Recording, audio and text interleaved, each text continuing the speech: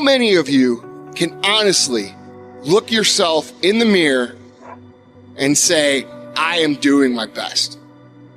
Because if you can, you're fucking lying to yourself. Your best is a moving, evolving, changing scale. The grind is real, and everything that you do up to this point and beyond will depend on you. Are you a grinder? Are you determined? Are you willing? Will you go that extra mile? Will you put forth the effort that is necessary to get what it is you're seeking in your life? You can always do better. You could always do more. You could always improve. You could always find a way to get a better result and to sharpen your skills. You guys are always looking for that extra thing. I'm going to read this book. I'm going to buy this program. I'm going to join this mastermind group. I'm going to go to this seminar. None of those things will replace the fucking work. There is no shortcut. There is no way to make it faster. There is no way to make it easier. You've got to do the fucking work. You can't go through life looking to do the minimum and get the maximum. If you want the maximum, you got to fucking do the maximum. You guys got to go all in. You can't stick your fucking toe in the pool and say, oh, I don't know, this kind of feels weird. No, you have to dedicate every fucking breath, every fucking ounce of energy, and every fucking thought and effort that you possibly have to becoming what it is you want to be. When you are a true hunter, you don't go by time, you go by the gazelle. You don't hunt from 8 to 3. Why? Because the gazelle may not be open from 8 to 3. You hunt until you get a gazelle, and you don't stop until you get one. And then you get another, and then you get another, and you get another. Every minute, every hour, every day, every week, every month, every fucking year, for as long as it fucking takes, you should be consumed with that path. What you do at night matters.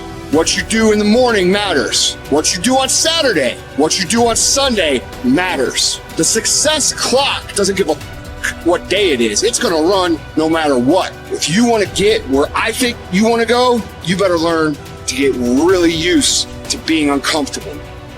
Because you want some different kind of results in your life, you've got to be willing to be unreasonable. If you want unreasonable results in your life, you've got to be willing to be unreasonable. Part of being unreasonable, you don't judge according to appearances. Part of being unreasonable, you can see it because you believe it. That's part of being unreasonable. Part of being unreasonable, you must have the faith to call forth those things that be not as though they were. That's part of being unreasonable. Listen to me, this is how you do it over 6-7 years ago with no money, no human resources, no building, no funding, no support. The first thing we did was we dreamed, we wrote the dream down, we slept the dream, we ate the dream, we rehearsed the dream, we looked at the dream, we talked about the dream, we slept with the dream, we woke up to the dream, we wore the dream, and now boom, it's our reality. And so I started going to work earlier. I started being the last one to leave there. I started working harder than anybody else. The other guys could not. Why would you work so hard, Les? I said, I'm not working for them. I've been cheating myself and my family. Wherever you are, whatever you're doing, do it with everything that you have. Develop the habit of giving more than what you're paid for. Develop the habit of setting standards that others will be measured by. Someone said, do not go where the path may lead, but go where there's no path and leave a trail.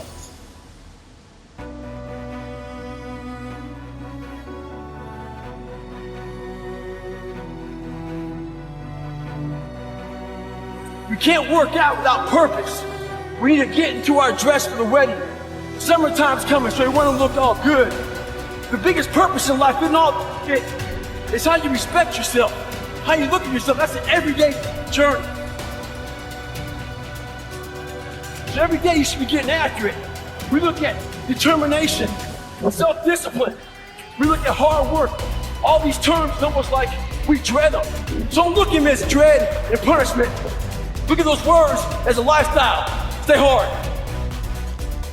Betray your destiny and see how long it takes you to be drowning in a storm.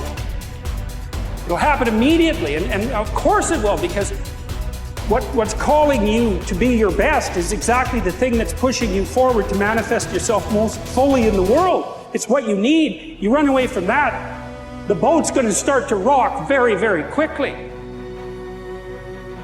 Well, what does that mean? Well, what else would come out of chaos? You know, if you fall apart and then you put yourself back together, what is it that comes back out? At least you're in better shape than you were before, you know, and then maybe you do that 20 times in your life or 50 times and you do it voluntarily. In short, 92% of the average person's worries take up valuable time, cause painful stress, even mental anguish, and are absolutely unnecessary. And of the real legitimate worries, there are two kinds.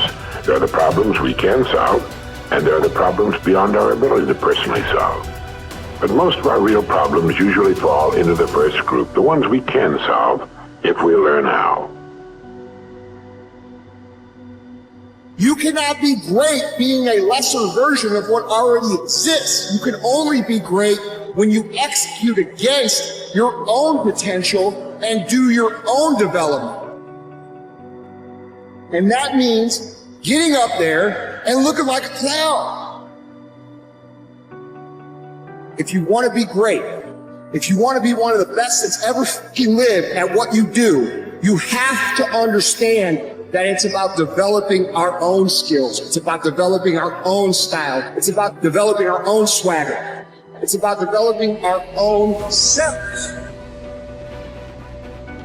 And what mountains could we move, I think? What gridlock could we eradicate if we were to join forces and work together in service of something greater than ourselves? You know, my deepest satisfaction and my biggest rewards have come from exactly that.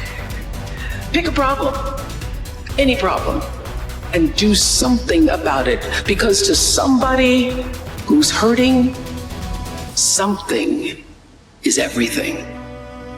And what I know for sure is that the biggest choices begin and end with you, your internal big questions. Who do I want to be in the world? My relationship to source energy, to all that is God. I'm not talking about what you believe in God. I'm talking about your experience of that which is all life, which is divine and universal. I'm talking about the big deal. Being connected and aligned with that. When you are tuned in and charged into that, whenever you feel empty, you go inside yourself and you connect to the source, and you know that all things are possible.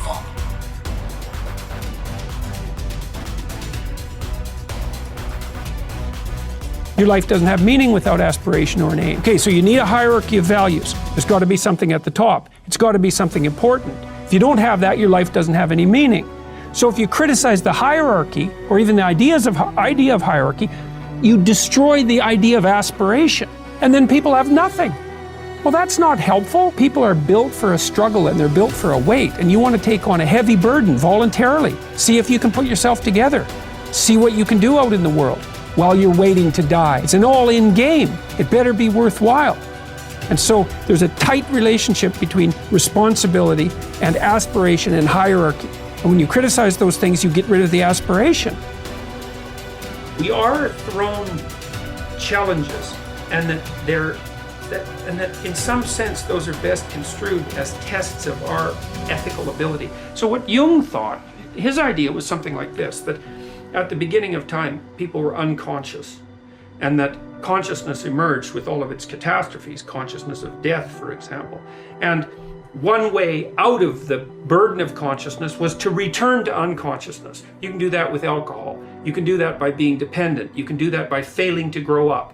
You refuse the burden of consciousness by becoming unconscious again. But there's another way forward, which is to become even more conscious. So the idea would be, a little bit of consciousness is like an illness, but if you can expand that consciousness upwards enough, then it starts to become something that is its own cure. And that partly what your goal is while you suffer through life is to heighten your consciousness to the point where everything gets integrated enough so that that's proper medication for the disease of self-consciousness.